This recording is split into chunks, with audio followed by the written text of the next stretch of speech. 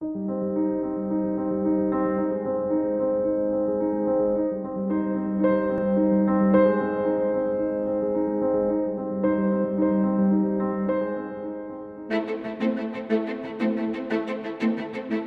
l'aquarelle, je vais m'orienter souvent sur un grain fin. La première chose que je fais, c'est beaucoup d'eau. Pour dire déjà de voir ses réactions mécaniques. Donc là, il est vraiment sec. Et là, c'est vraiment ce côté torchon. C'est des cotons, des purs cotons, forcément.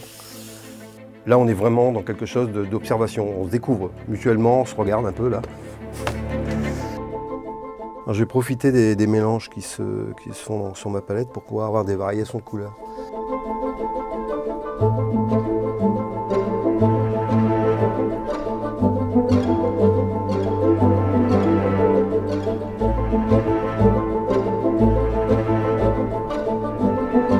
Ce que je veux voir, c'est vraiment la lumière qui s'en dégage.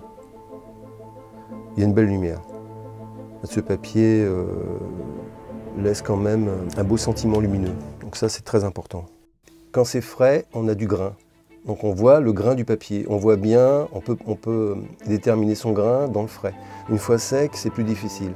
On aurait même le sentiment, et ça c'est une qualité, que ce papier devient de plus en plus subtil avec le pigment.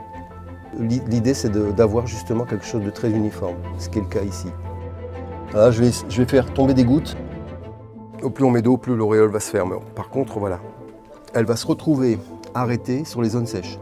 C'est ce qui va provoquer ce qu'on appelle un cerné. Je vais voir la capacité de retrait.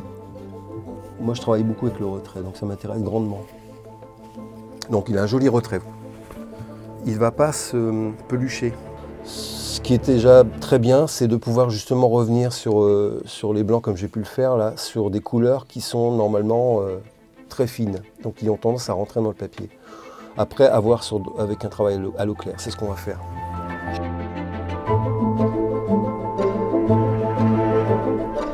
Très sympa. Pour un coton, ça fait partie des meilleurs. Il y a très peu de papiers qui permettent des retours comme ça.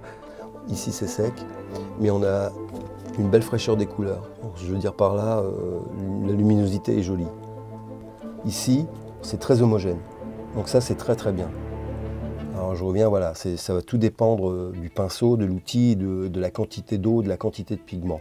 Mais on peut déjà voir que pour faire des lavis très précis, il y aura quelque chose de très homogène.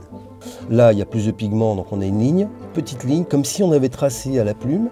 Et ici, elle devient légèrement fondue à un point où on ne voit plus la différence entre la couleur intérieure, mais on a vraiment une séparation nette par rapport au papier blanc à côté.